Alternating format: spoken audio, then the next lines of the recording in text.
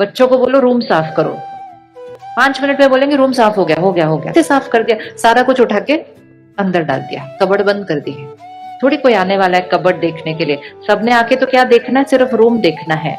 अगर गलती से किसी ने कबर्ड को ऐसे कर दिया तो क्या हो जाएगा, तो क्या हो जाएगा? ऐसे ही हमारे जीवन में चल रहा है। हम बाहर से सब कुछ बहुत साफ है, लेकिन यहां बहुत कुछ पकड़ के रखा हुआ है। अगर गलती से किसी ने कोई बात बोली जिससे यहाँ का कबर्ड खुल गया, तो ऐसी ऐसी बातें निकल कर आती हैं फटाफट फटाफट फटाफट बाहर। सामने वाला तो सरप्राइज्ड होता ही होता है, हम खुद ही सरप्राइज्ड हो जाते हैं अपने आप से कि मैं क्या बोल रही हूँ इनको। और फिर थोड़ी देर के बाद हम उनको जाके पता है क्या बोलते हैं, आई एम सॉरी, मेरा कहने का कोई भाव ही नहीं था, ये सब मेरे मुंह से ऐसे ही निकल गया। वो भी खुश, हम भी खुश, वो भी लगता है चलो चलो सच्ची में इनका कोई भाव नहीं था। हमारे मुंह से कुछ निकल ही नहीं सकता ऐसे। मुंह से निकलना मतलब कबर्ड से बाहर निकलना, और कबर्ड से बाहर सिर्फ वही चीज निकलेगी जो हमने कबर्ड में रखी थी। तो रिश्तों को खूबसूरत बनाने के लिए ऊपर ऊपर की सफाई करना बंद कर देना। ऊपर ऊपर की सफाई करने से और ही कबर्ड क्या होती जा रही है, सोच। और उसके लिए क्या चाहिए, अंदर बाहर साफ, सच्चाई, सफाई। जो सोच रहे हैं वो ही बोलिए, और अगर कोई बात बोलने लायक नहीं है, हम कहते हैं ना ऐसे कैसे मैं बोल सकती हूँ उनको, मैं कैसे बोलूं उनको, नहीं मुझे नहीं पसंद आपने कौन सी ड्रेस पहनी है। अगर वो बोलने लायक नहीं है तो फिर वो बात सोचने लायक भी नहीं है। फिर उसको कन्वर्ट बोल पे नहीं करना है, उसको कन्वर्ट कहां करना है कि हाँ ठीक है मुझे पसंद नहीं है, मेरी चॉइस डिफरेंट है, लेकिन उन्होंने जो खरीदा वो किसकी चॉइस से खरीदा, वो उन्होंने अपनी चॉइस से खरीदा, तो उनके लिए वो बहुत अच्छा है। और अब फिर बोलिए हाँ ये ड्रेस आपके लिए बहुत अच्छी है। तो आपकी थॉट और वर्ड क्या जा रही है, एक। थॉट और वर्ड जब डिफरेंट जाती है ना, हम भी कॉम्प्लिकेटेड हो जाते हैं और सामने वाला भी कॉम्प्लिकेटेड हो जाता है, कंफ्यूज हो जाता है। और फिर हम कहते हैं आजकल रिश्ते बड़े कॉम्प्लिकेटेड हो गए। रिश्ते कॉम्प्लिकेटेड नहीं हो गए, माइंड कॉम्प्लिकेटेड हो गया है। तो कल का पहला होमवर्क, जो सोचेंगे वो ही बोलेंगे। और अगर वो बात बोलने लायक नहीं है तो फिर, अगर वो बात बोलने लायक नहीं है तो फिर वो सोचने लायक भी नहीं है। तो उसको बोल के लेवल पे कन्वर्टर नहीं लगाना। कन्वर्टर तो लगाना ही है, लेकिन कन्वर्टर कहां लगाना है? अगर थॉट लेवल पे कन्वर्ट कर दिया ना, कभी भी कोई भी बात आ जाए, आपके मुख से उनके लिए कोई गलत शब्द निकलेगा ही नहीं, क्योंकि आपने कबर्ड में सही चीज रखी थी। इतनी पुरानी पुरानी बातें निकलती हैं कबर्ड के अंदर से, निकलती नहीं निकलती?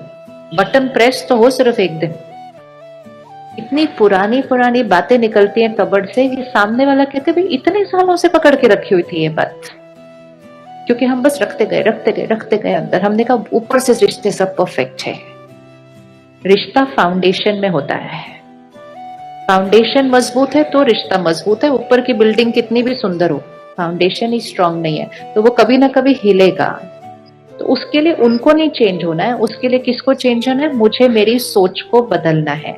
स्पेसिफिक देखना, स्पेसिफिक। किसी के लिए भी कोई सोच थी ऐसी, सोच गलत नहीं थी, वो है ही ऐसे, लेकिन वो कैसे भी हो मुझे सही सोचना है।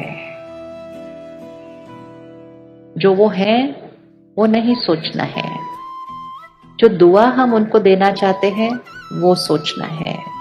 सामने वाले के अंदर कमजोरी होगी, गलती होगी, लेकिन अगर सब लोग वो कमजोरी के बारे में सोचेंगे तो वो वाइब्रेशन उसको देंगे, तो सामने वाले की कमजोरी क्या होती जाएगी, और बढ़ती जाएगी। तो रिश्ता मीन्स जिस चीज की जिसको जरूरत है उसको देना, ये रिश्ता होता है। अगर आपके घर में किसी के अंदर गुस्से का संस्कार है तो उसके अंदर शांति की कमी है ना, तभी गुस्से का संस्कार है। लेकिन हम कहते हैं कितना गुस्से वाला है, कितना गुस्से वाला है, कितना गुस्से वाला है, कितना गुस्से वाला है। सब इतना आशीर्वाद देते हैं, कितना गुस्से वाला है, कितना गुस्से वाला है, कितना गुस्से वाला है। तो जब हम ये थॉट क्रिएट करते हैं, एनर्जी क्रिएट करते हैं, ये कितना गुस्से वाला है, पहले हमारी एनर्जी की क्वालिटी में कौन सा शब्द आ गया, गुस्सा। फिर वो वहां तक कौन सा पहुंचा, गुस्सा, और दोनों के बीच कौन सी एनर्जी क्रिएट कर रही है, गुस्सा। Fragile foundation. अगर सामने वाले के अंदर गुस्सा है तो उसके पास कौन सी चीज की कमी है? शांति की कमी है। तो क्यों ना हम वो वाली वाइब्रेशन भेजें कि आप शक्तिशाली शांत आत्मा हो।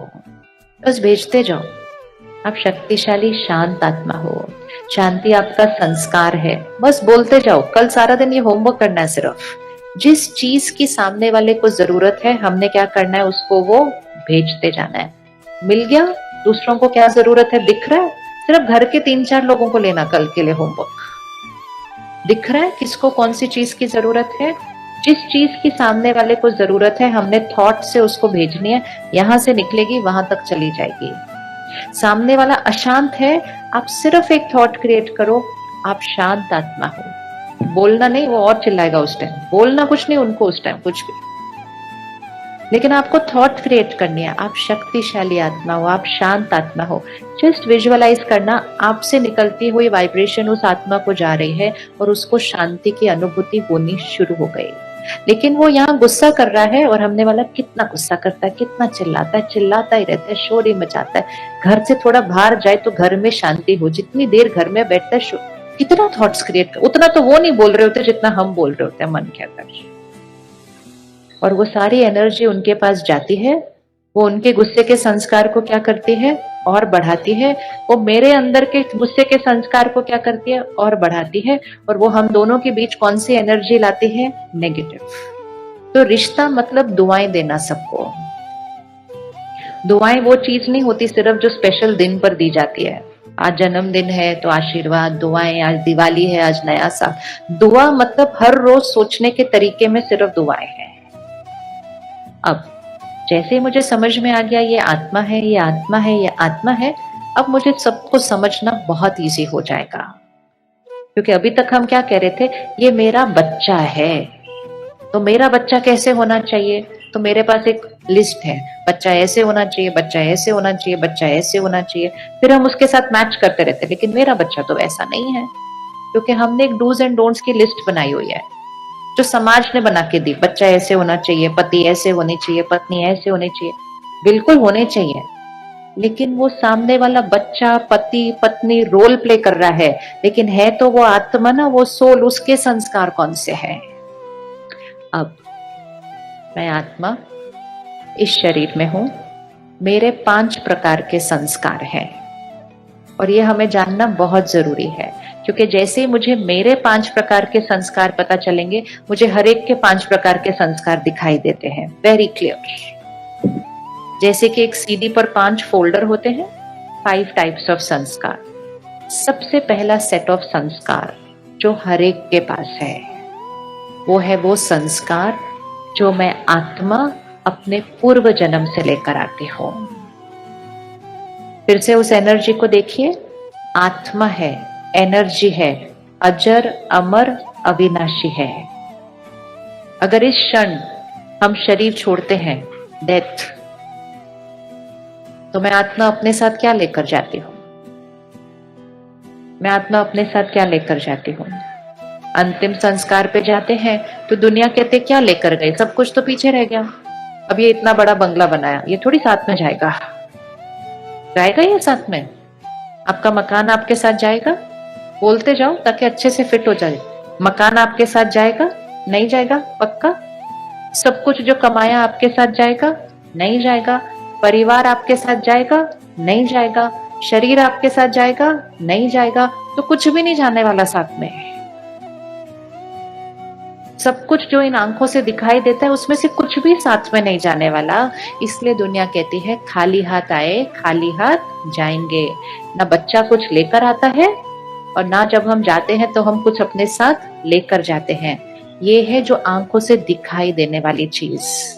लेकिन मैं आत्मा जब शरीर छोड़ती हूँ, फिजिकल कुछ भी मेरे साथ नहीं जाता है, लेकिन जो यहाँ रिकॉर्डेड है,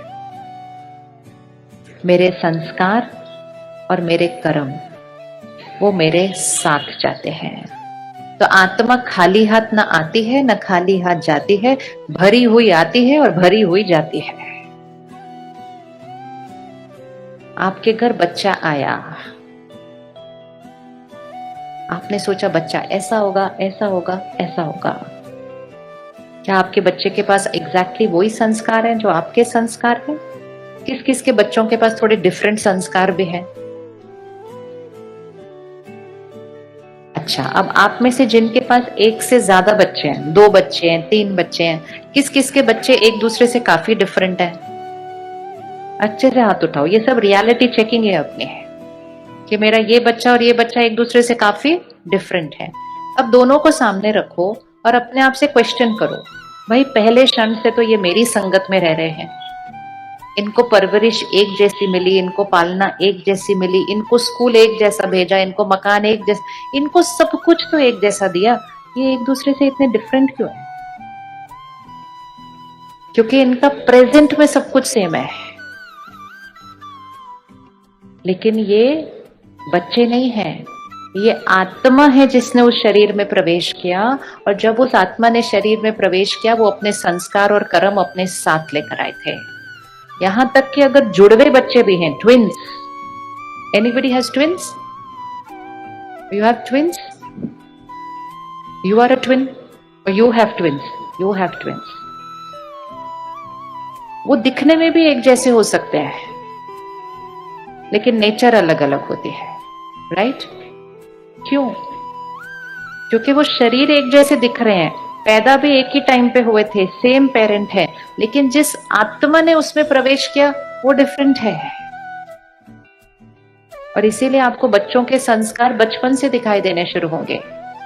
कोई बच्चे के लिए हम कहेंगे ये बहुत रोता है, कोई बच्चे के लिए हम कहेंगे ये सारा दिन हंसता ही रहता है, कोई बच्चे के लिए हम कहेंगे ये बहुत इजीली दूसरे के पास जाता है, कोई के लिए कहेंगे नहीं वो ऐसे पकड़ के रहता है, कोई बच्चा निडर है, कोई बच्चा डरता बहुत है, कोई बच्चा अपने खिलौने सबके साथ शेयर करता है, कोई बच्चा अपने खिलौने ऐसे पकड़ता है, मैंने नहीं देना, अभी तो उसको किसी ने सिखाया ही नहीं कुछ भी। तो मैं आत्मा इस शरीर में अभी जैसी हूं, तो अब चेक करो, अभी अभी अगर शरीर छोड़ा 1 सेकंड में, सामने बच्चे को लेकर आओ, कैसा बच्चा बनोगे? कैसा बच्चा बनोगे? कैसा बनेंगे? अगर अभी गुस्सा आता है वो बच्चे को गुस्सा आएगा, अभी छोटी छोटी बातों में हर्ट होते हैं वो बच्चा छोटी छोटी बातों में हर्ट होगा, अगर छोटी छोटी बातों में कहते हैं मेरी इंसल्ट हो गई तो वो बच्चा भी कहेगा मेरी इंसल्ट कर दी उसने। हम कहते हैं बच्चे को किसने सिखाया ऐसा बोलना? सिखाना नहीं पड़ता, आत्मा भर के लेकर आई है। इसलिए यहाँ पे जो थोड़ी सी मेहनत हम कर लेते हैं ना, वो सिर्फ इस लाइफ टाइम में नहीं बेनिफिट करती, साथ जाने वाली है। तो सबसे इंपॉर्टेंट फोल्डर जो हर आत्मा के ऊपर है वो है पास्ट लाइफ का संस्कार, एंड मल्टीपल लाइफ सब रिकॉर्डेड है यहाँ पर। सेकंड संस्कार हमें किससे मिलते हैं? Family, parents. कौन सी एज से संस्कार मिलने शुरू होते हैं? एक बच्चे को कौन सी एज से संस्कार मिलने शुरू हो जाते हैं? गर्भ में। सबसे पावरफुल संस्कार गर्भ संस्कार। ये आत्मा गर्भ में प्रवेश कर गई है, अभी वो डिटैच स्टेट में है, वो सब कुछ अब्सॉर्ब कर रही है।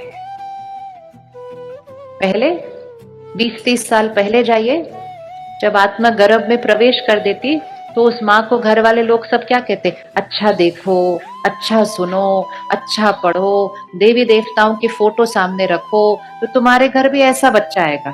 Right right. आजकल आत्मा गर्भ में प्रवेश कर चुकी है और वो माँ क्या क्या देख रही है? क्या क्या देख रही है? क्या क्या सुन रही है? देवी देवताओं की जगह किसके दर्शन हो जाते हैं सुबह उठते उठते? फिर 3 साल के बाद हम उस बच्चे को देखते हैं, भागता रहता है, जंप करता रहता है, एक जगह बैठता नहीं, स्थिरता नहीं है, हाइपर इतना है। कहते कितने हाइपर बच्चे हैं। बच्चे हाइपर नहीं है। हाइपर कौन है? हाइपर कौन है? इसीलिए कभी भी उंगली उधर नहीं रखनी है।